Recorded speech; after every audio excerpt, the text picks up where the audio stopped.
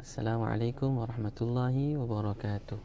Nahmaduhu wa nasta'inuhu wa nastaghfiruh wa na'udzu billahi min syururi anfusina wa min sayyiati a'malina may yahdihillahu fala mudhillalah wa may yudlil fala hadiyalah wa nashhadu an la ilaha illallah wa nashhadu anna Muhammadan 'abduhu wa rasuluh. Alhamdulillah.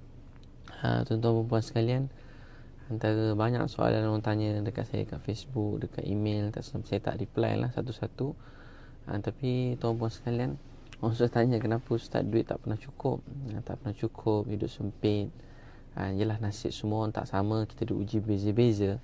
Tapi tuan puan sekalian, antara sebenarnya tak cukup duit ni, betul lah tak cukup duit, tapi dia bermula pertama sekali dekat hati kita. Dekat hati kita. Bila hati kita sempit, dunia luas ni jadi sempit. Bila hati sempit, dunia luas jadi sempit. Bila hati lapang, walaupun dunia sempit jadi luas. Walaupun dunia ni sempit jadi luas. Itu orang beriman. Sebab Allah janji, bukan saya sebut, Allah janji dalam Quran. Orang beriman, dia kata pertama sekali, kenapa rezeki kita sempit? Pertama, kita tak jaga solat, tak beri masa untuk solat. Tuan-tuan, kita semua beri masa untuk solat. Beri masa bimbing untuk beri masa untuk solat. Bila kita, kadang orang yang solat ni terkejar-kejar. Bila kita terkejar-kejar, Allah buat dunia kita ni, dalam hadis Nabi, dia macam kain buruk. Allah ambil, Allah campak kat muka kita. Allah campak kat muka kita. Allah ambil, Allah campak kat muka. Jadi hidup kita hari tu jadi musnah. Dia beri masa untuk solat. Beri masa untuk solat. Abdullah ibnu Ja'far bin Abi Talib, dia mati syahid masa Nabi SAW pergi rumah dia. Nabi nangis, isteri dia tengah pakai cantik-cantik, anak semua lawa-lawa, masak sedap-sedap untuk Nabi SAW, untuk suami dia Ja'far bin Abi Talib, tapi mati syahid. Nabi kata, nak tak aku jadi ayah kamu, maksudnya, dan aku bantu kamu kat rumah ni. Dia saudara Nabi SAW. Jadi bila Ja'far bin Abi Talib syahid, Abdullah bin Ja'far ni, dia sentiasa jaga solat. Seluruh hidup dia buat solat. Dia sampai kat kebun kering kontang, dia bangun 2 rakaat. Anak tengok anak ni 2 rakaat solat, Allah SWT selesaikan semua masalah dia. Air yang kering, dia kata hamba gali kat sana. Bila dia gali-gali, daripada tanah tu keluar air. Ada sahabat Nabi buat 2 rakaat solat, hujan tu turun kat kebun dia je. Hujan turun kat kebun dia. Dia bukan minta hujan, tapi bila dia beri masa untuk solat, hujan turun kat kebun dia. Tuan-puan, bila ada masalah dalam rumah tangga, cepat solat. Masuk rumah, tengok-tengok anak tengah tengok yang bukan-bukan. Contoh tengok cerita bukan-bukan yang tak baik, ataupun terkejut tengok anak ada kena tangkap kat sekolah, ataupun suami kena tangkap kat mana, atau isteri buat hal bukan-bukan. Masuk rumah, masuk bilik, kunci pintu, sembahyang 2 rakaat, nangis pada Allah, beri masa untuk solat. Beri masa untuk solat. Abdullah ibn Zaid, sebelum meninggal, dia kata, wah anakku ada masalah, minta dengan tuan ayah, minta dengan Allah. Itu 2 rakaat solat hajat. Contohnya solat hajat, saya jaga solat sunnah hajat 2 rakaat kerana Allah. Contoh Fatihah, ayat kursi rakaat pertama, Fatihah, qul huwallah. Bila sujud tahiyat, baca la ilaha illa anta subhanaka inni, ni ustaz saya ajar, subhanaka inni kuntu minaz zalimin 10 kali.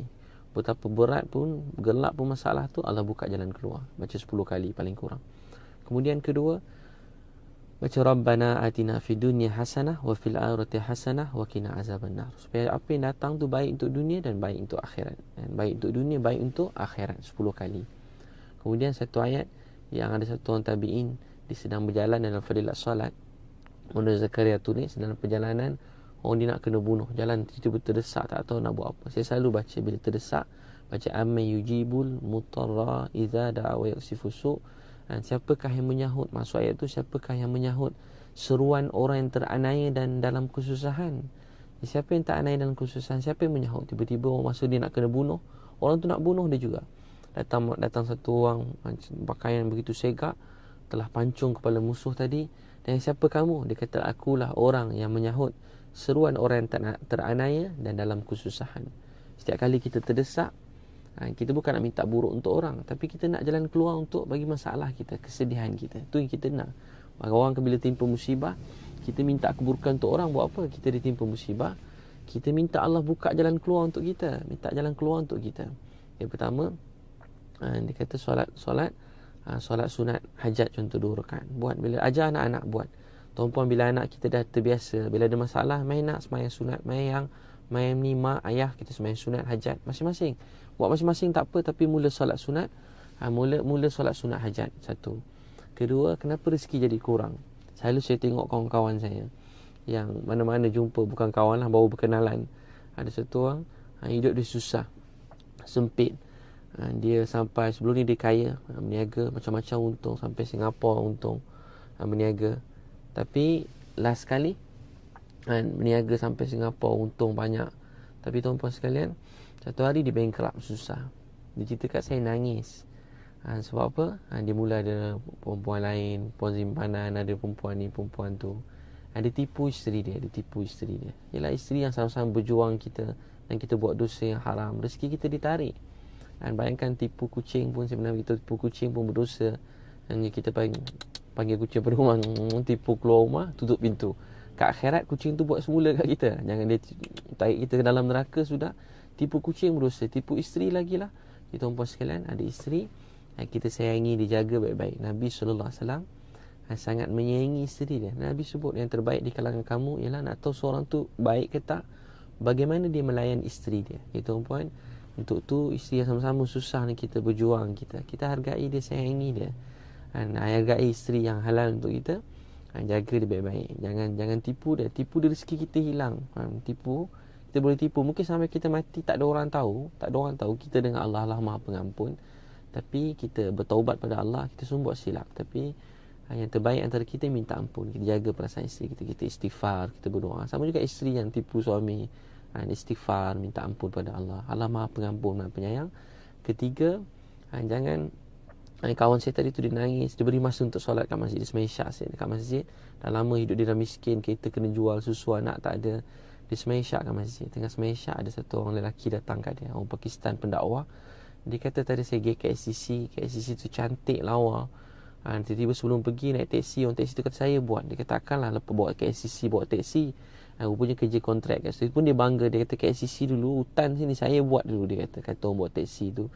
Kata ustaz yang pada Pakistan tadi, dia kata begitulah kita dalam dunia ni, di akhirat. Dia kata Tuhan banyak buat baik sebelum ni. Setiap kebaikan tuan-puan buat untuk agama, semua Allah SWT akan hitung di hari akhirat. Apa saja tuan-tuan puan-puan beri untuk agama, kita ingin dikaitkan dengan kebaikan. Dengan dunia orang kata, main berdakwah, tak apa abang jalan dulu. Main kita pergi qiyamul lail, tak apa abang jalan dulu. Tak apa yang awak jalan dulu. Main kita buat taklim bang, tak apa awak jalan dulu. Main kita masuk syurga, tak apa awak masuk syurga, saya masuk lambat. Untuk dalam dunia semua boleh jawab macam tu. Main kita ambil jalan halal, tak apa. Tapi bila di akhirat, kita semua ingin dikaitkan dengan agama. Kita semua kata, saya dulu pernah beri sedekah, saya pernah sayang keluarga. Tuan-puan, kedua, jaga isteri dengan baik. Jangan tipu isteri kita.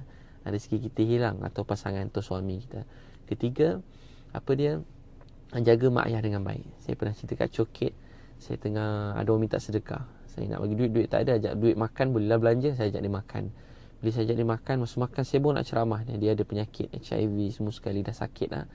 Dia nak makan, dia kata, ustaz, hidup saya mula susah ni sebab mula-mula saya pukul mak saya pukul ayah saya.